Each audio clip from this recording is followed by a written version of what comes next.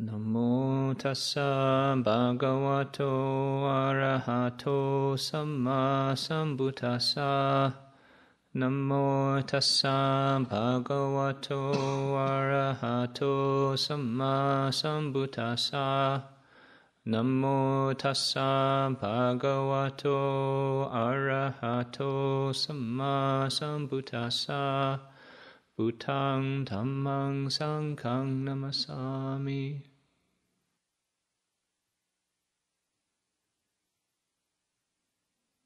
I think sometimes in our lives we can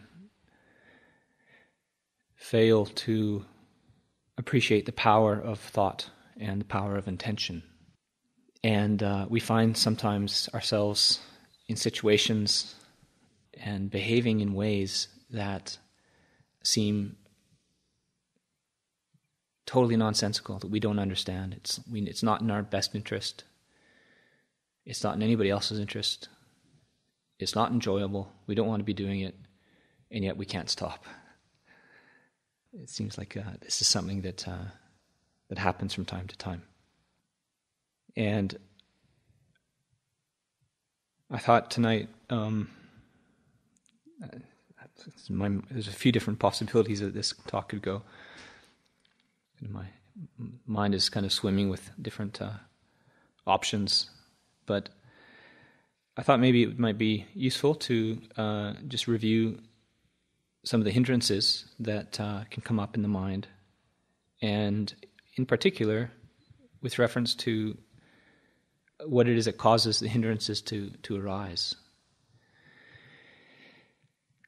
And there's that passage in the Mahasatipatthana Sutta when the Buddha is talking about Dhamma Nusati, and he says, he's speaking about the 5 hindrances. So there's sensual desire, ill will, sloth and torpor, restlessness and remorse, and the 5th one is doubt. And he says, in contemplating these, he's describing how to contemplate them and how to proceed in investigating it. And the first thing to notice is to, when the hindrances is present in oneself, one notices the hindrance is present. When the hindrance is absent, one notices the hindrance is absent. One knows how the unarisen hindrance comes to arise. One knows how the arisen hindrance is abandoned. And one knows how to cultivate the non-arising of the abandoned hindrance. So, like once it kind of is not arisen, how to keep it at bay. I remember when I first read this. I was at Pujam Kom in Thailand. I was a novice, and it just blew my mind. And I remember having such faith just in this one passage. I was thinking, just this one passage is worthy of just venerating. It just seemed like such a valuable little collection of words.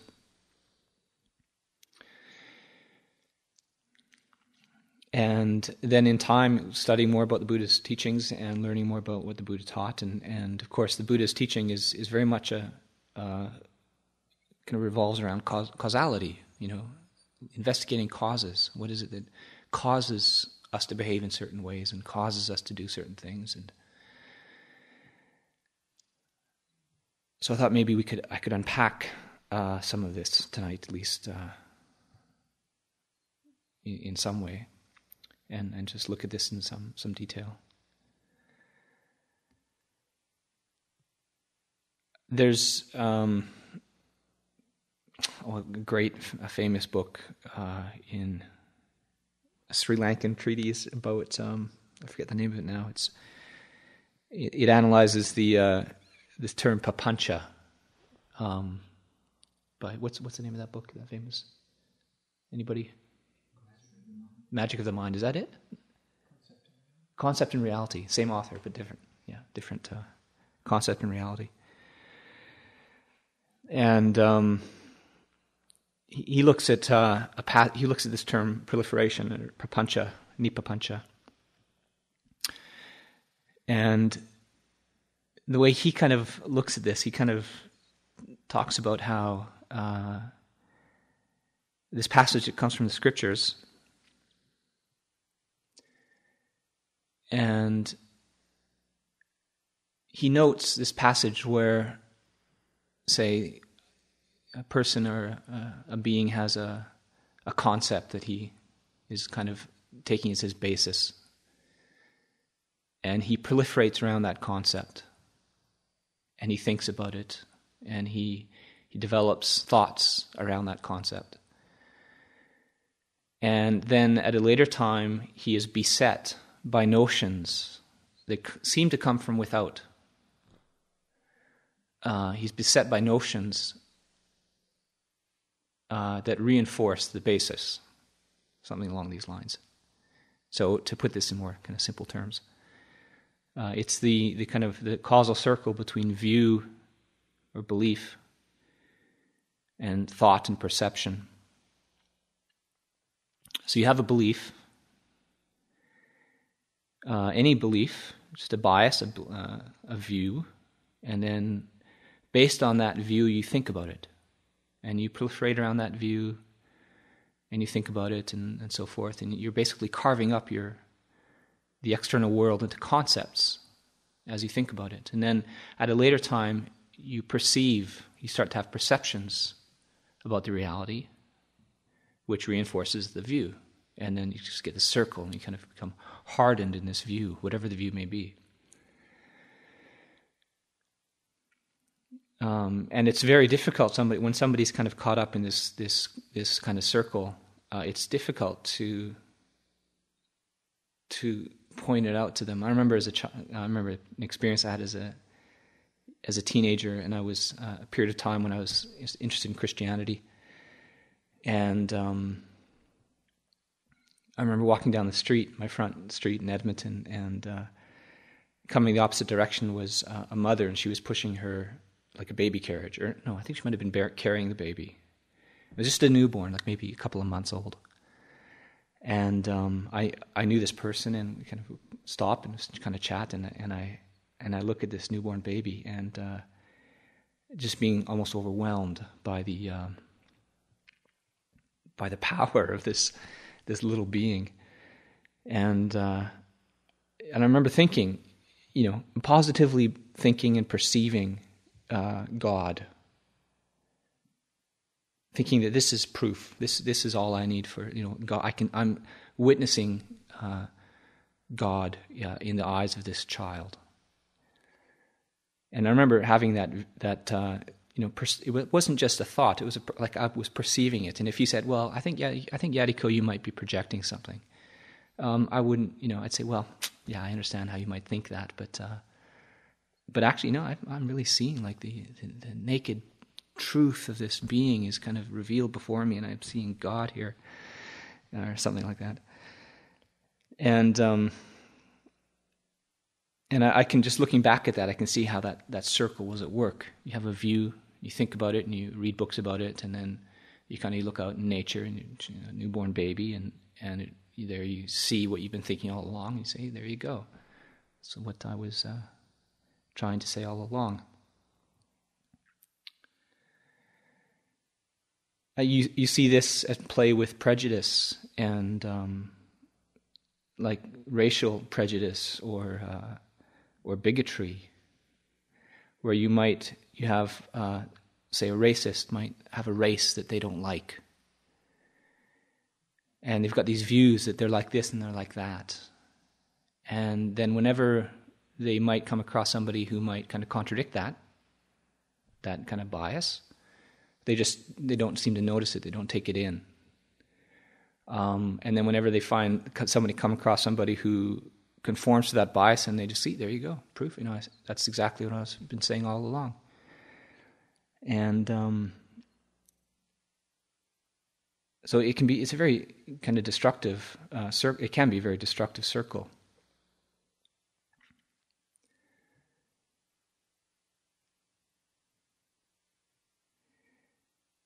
And with these hindrances, and this is the point I would like to get to, is it seems to me, with any of these hindrances, when they arise, they have their own little worldview, and their own value system that temporarily kind of obsess the mind.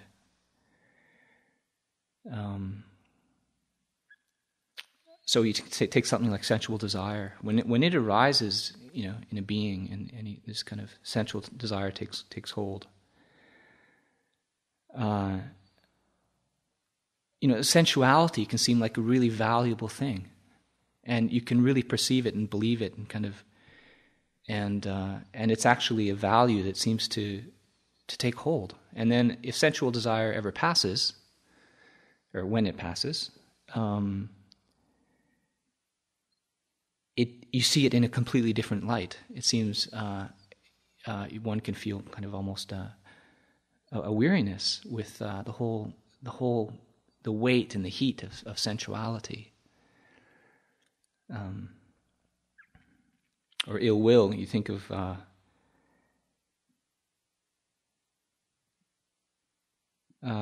ill will. When ill will arises,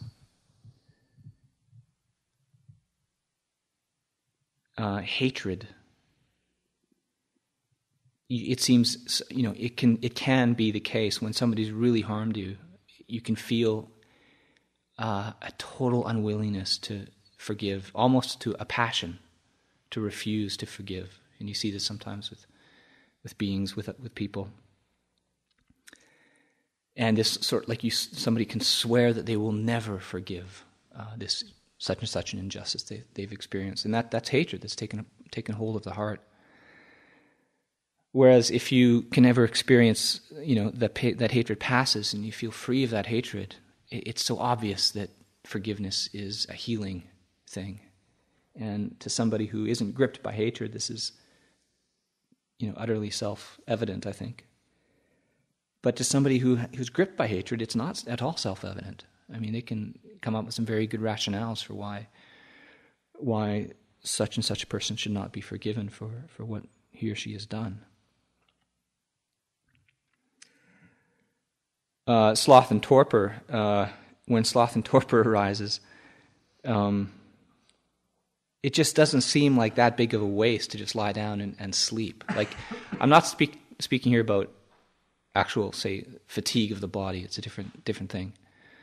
But when just laziness arises, it just seems like not that big a deal. Just kind of lie down and just kick back and lay back, and it's not that big of a deal.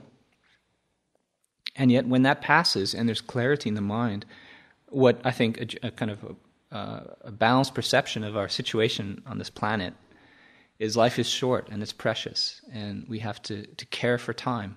And we should make the best use of every conscious moment that we can. But again, when sloth and torpor arises, that just doesn't seem to kind of hold water, and just kind of lay back and relax. Again, not as a skillful. There is a way of relaxing that can be a skillful, valuable way of relaxing as well, and that's not what I'm referring to here. And restlessness. Restlessness is just the energy that just wants to get away from the present moment. It's just like there's something about the present moment. Doesn't like, and it just wants to get. It doesn't matter where it goes. It just wants to get out of the present moment. And there's no real intelligence there in restless mind.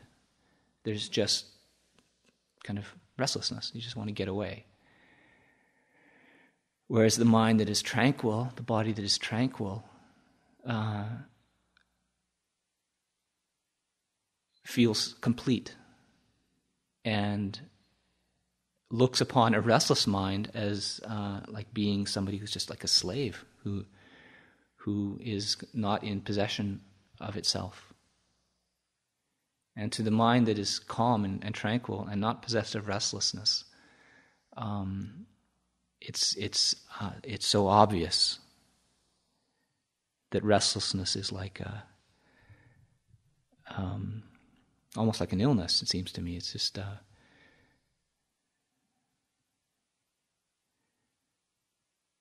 and doubt, kind of again similar. It's the mind that is caught up in the doubting mind. It can't recognize what's worthy of doubt or what isn't. There's the kind of doubt where one doesn't have enough information to make a good, a valuable decision, conclusion. And that's, I think, the word for that is wisdom, one might say. But then there's the doubt which basically just, it's kind of conditioned to just doubt everything. And it doesn't matter if it's worthy of doubting or not. It's just basically, if it's doubtable, then doubt it. And one's conditioned in this way, and one has this momentum of doubting. And one doesn't see that, actually it's much more skillful if I just kind of can put this down, even just for a few months, just temporarily, just kind of put this doubt down. It's a burden, it's a weight, and it doesn't have to cause this sense of agitation in the mind.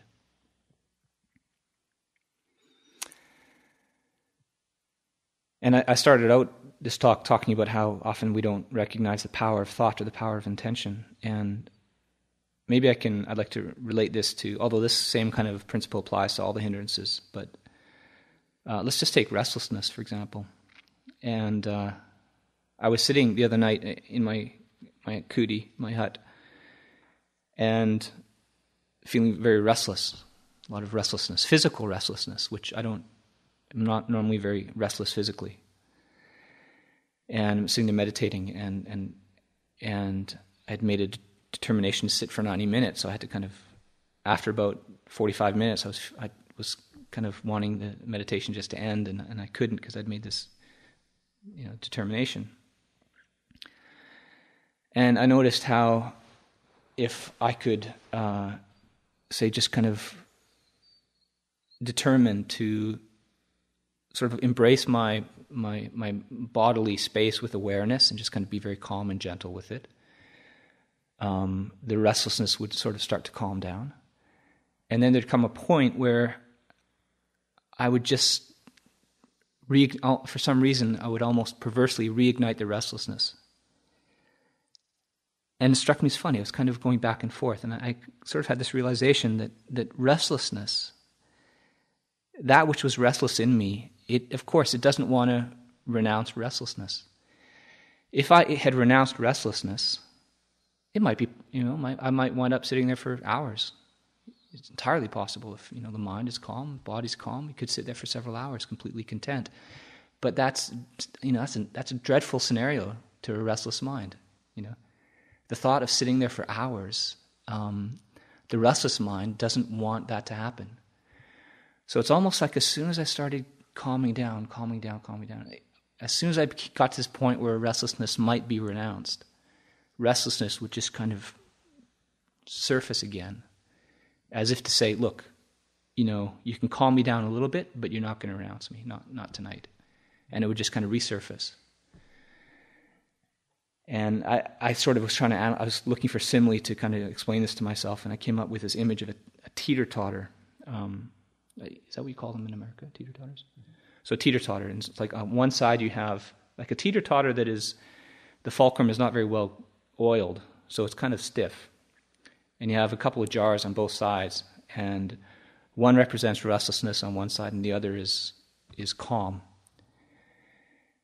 And you know how to calm down, actually. Calming down, it's very simple. You just you arouse a sense of contentment. And I could do that just for a little bit. I could arouse just a mind moment of contentment, and that's like putting a little piece of rock into the contentment side of the teeter-totter. But because it's kind of stiff, it doesn't collapse onto one side quite yet. It still kind of sits there for, it's kind of one side is getting a bit heavier. And, I arouse another mind moment of contentment. And that kind of right side just kind of gets weighted down a little bit more. And then I arouse another mind moment of contentment. And then as soon as the teeter-totter looks like, okay, it's gotten to that point, it's going to kind of fall on one side, you start throwing rocks on the other side. And then the teeter-totter kind of evens out again, and you just kind of seem to be going back and forth. And it's almost as if you put too many chips into one side, say the restless side, well, having that side just collapse is equivalent to just saying, forget this, I'm going to get up and pack it in. Whereas putting too much on the other side is like, and having that side collapse would be like, renouncing restlessness and just like going into a state of calm, where, the content mind is totally happy to sit there for hours. That's why we call it contentment. But the restless mind doesn't want that at all. You can think of this similar with sensuality. It's like every mind moment, say, where you arouse contentment, again, is a very kind of good mind state for countering sensuality, but so is contemplation of the unbeautiful. But at any rate, whatever your contemplation is, anything that counters sensuality, you can counter it. But then if you get close to really countering it, that in you, which the sensual desire, can just absolutely kind of rage forth and kind of say, no, you're not, sensuality wants, eternity, as a certain philosopher once said. So this is a kind of I found this a very useful image in my meditation, because it gives you, it kind of gives you confidence, or makes sense that, like any of these hindrances, they can actually be renounced. And rather than just kind of feeling hopeless, you're sitting there and you're getting restless and then calm for a few minutes and then you're restless again, and you feel like, nothing's really happening. If you can kind of bring this image to mind, it sort of gives you confidence in the causality, and this is actually a very sensible realm that you're working within. Things don't happen according to chance, and every action of the mind has its. You're moving in a certain direction. Sloth and torpor, again, is something similar. I remember, again, an experience I had as a child there when I was younger, where you're arousing energy, and suddenly you're gripped by this fear that if you keep arousing energy, like you could just go like all night long, because if energy is really aroused, then you have all this kind of power. Whereas sloth and torpor that might be within you, it doesn't want to meditate all night long. That sounds like a very kind of difficult, challenging thing. Whereas, of course, if you arouse energy, it's a totally enjoyable thing to do. Just kind of sit and walk all night long. It's very beautiful. Stars are out. Walk on the walking path. But sloth and torpor, it just wants an easy ride. It doesn't want to push things too hard. So.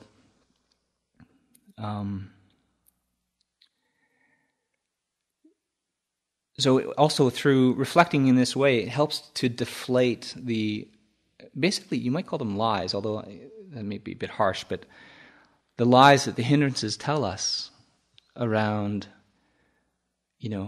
wanting to pack it in, when really it's not like you're mindfully caring for your energy levels, but you want to just kind of be lazy. Or whatever the hindrance that arises, it comes up with all these justifications to justify itself. And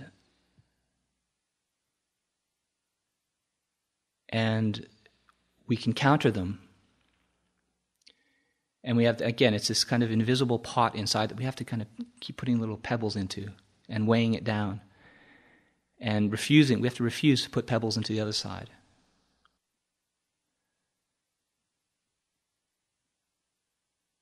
So then just one other point that I was thinking I might make tonight, and it's on this subject. How very often I find when, say, how can I explain this? When say actions happen that I don't understand, and they just seem to spontaneously happen, and it's not something that I necessarily in the moment would actually, I'm glad I'm doing, or I don't really, I don't see how I can justify it. It just seems to be something that I'm doing, and I don't really understand it. I can often find that, say, what was happening was in moments before, sometimes days or hours before that, the mind can be imagining and thinking about that experience. So I'll just give you a concrete example.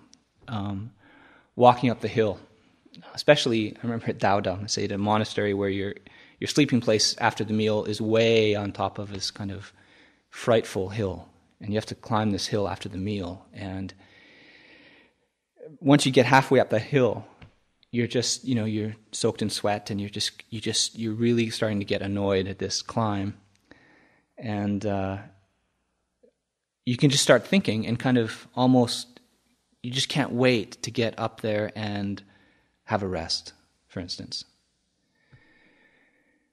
And you're priming, you're kind of creating this tendency in the mind, kind of this through your thinking, and you're looking forward to this experience of kind of getting back to your little resting place and kind of lying down and just having a rest.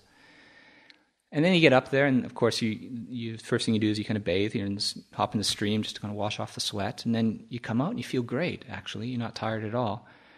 But then it seems, I would sometimes find that some part of me has already made a commitment to this rest that I had kind of promised myself, even though I'm actually wide awake and feeling quite fine.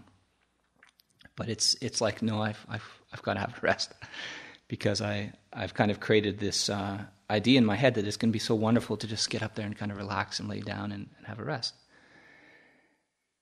And that's curious. That's actually really curious, because basically all that's happened there is that whole climb up, I'm kind of creating some kind of image in my mind about what I'm going to do in the future.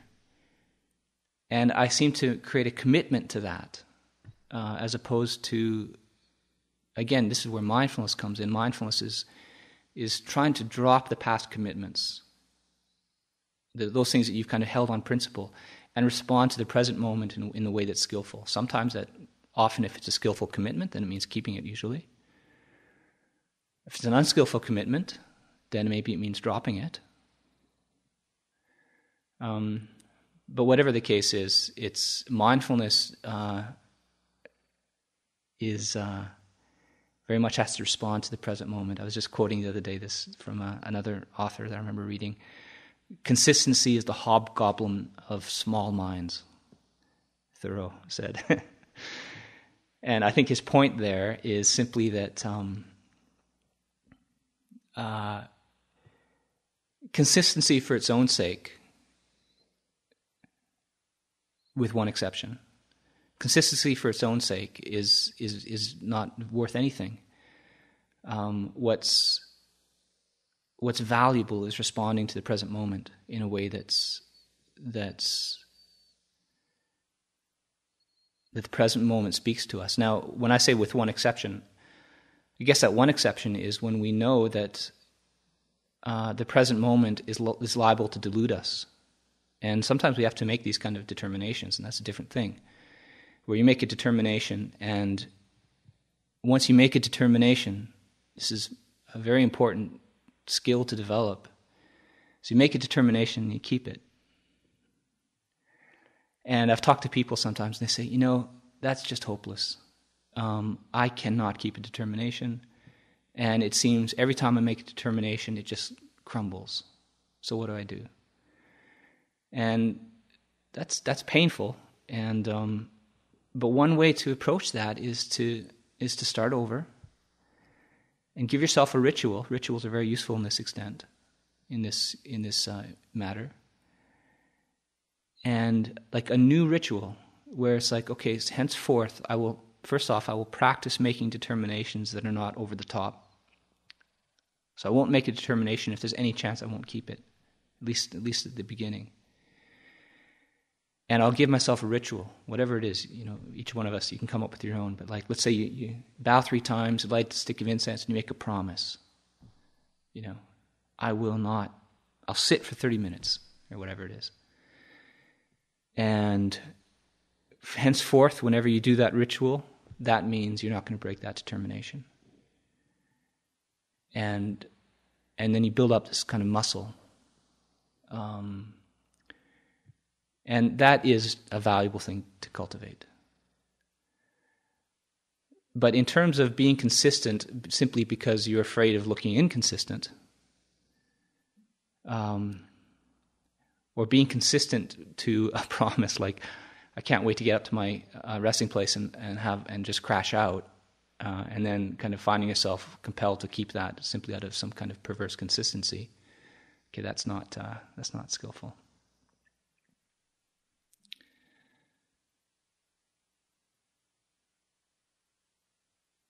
So there's an image that you get in the scriptures, and if you've ever been again at a monastery in Thailand, Pujamkom, it's a sort of this very rocky little mountain, very small mountain, very little, like a big hill, but it's made this black rock, and there's these. It looks almost as if it was once lava, which had kind of dried under like a weather storm or something. So it looks like this. Ripples and maybe hailstorm where the kind of hail fell into the lava and kind of made these concentric circles, and then it kind of hardened in that position. Very fascinating kind of landscape. And when it rains heavily, especially at the beginning of the rainy season, it's just very interesting watching the rain kind of follow these different kind of channels down the hill. And it really reminds you of this scripture, this image in the scriptures where the Buddha says, just as rain, when it comes down the side of a mountain, first it'll fill the upper pools, and as that pool kind of fills up, and it kind of spills over and goes down the hill, fills up the next pool down below. That pool fills up, and then it spills over, fills up the next pool, and eventually it makes it to the creeks, and then the creeks make it to the streams, and the streams make it to the rivers, and the river gets to the ocean. And he uses this as an image for a few different things, but I think one of them is dependent origination, which you can just think of it, just the causality, the principle of causality. And how we have to be so careful with our minds, because we can think about certain things and we can completely forget that actually we're planting the causal seeds for this action in the future.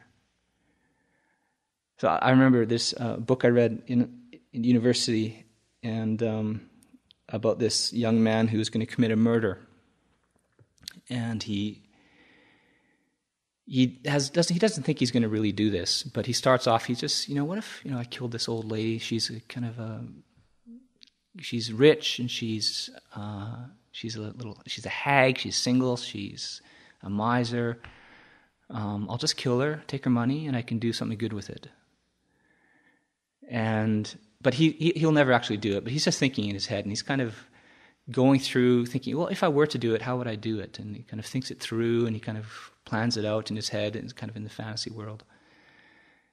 And then all of a sudden one day he has this realize, something just comes together in his external environment, everything just gels, and he suddenly realizes he's possessed of all the tools needed to do this. Like he's kind of prepared it without even being aware of it. And then suddenly everything just crystallizes, and it's something that he realizes he's gonna go ahead and do this.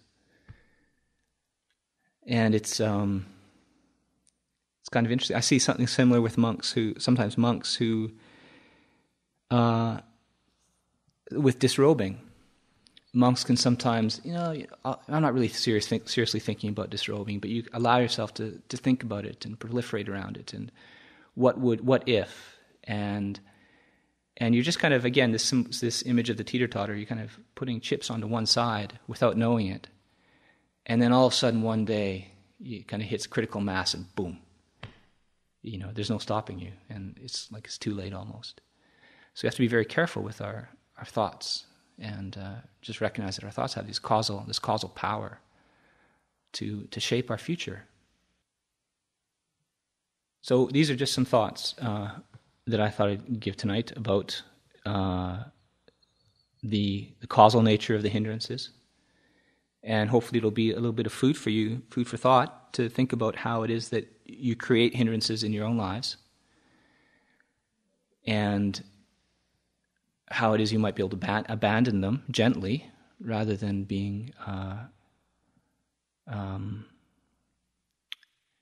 by gently I mean intelligently, like recognizing this principle of causality. and also just recognizing the perceptions that you have that seem to reinforce your beliefs and prejudices, even though you may not recognize them as prejudices. All the perceptions that you have that come to you about other people, about the political situation, about other people's intentions, other people's purity. All of these perceptions you have to be very careful with and put them under the bracket of uncertainty. You don't really know, and you want to open your mind to the fact that you might be wrong. And this is just something that I think that a lot of wisdom can come from just investigating, but it has to be investigating your own experience and investigating these hindrances as they arise and seeing if you can recognize what kind of pebbles you're throwing into your this little teeter-totter. Like how is it that you're sort of weighing the scales on one side in favor of the other side, and doing that in a way that might be unskillful, or if you're doing it in a way that is skillful, then to reinforce that tendency. So these are just some thoughts that I think I'll leave with you tonight, just to take away and reflect on. Hope it's to your benefit.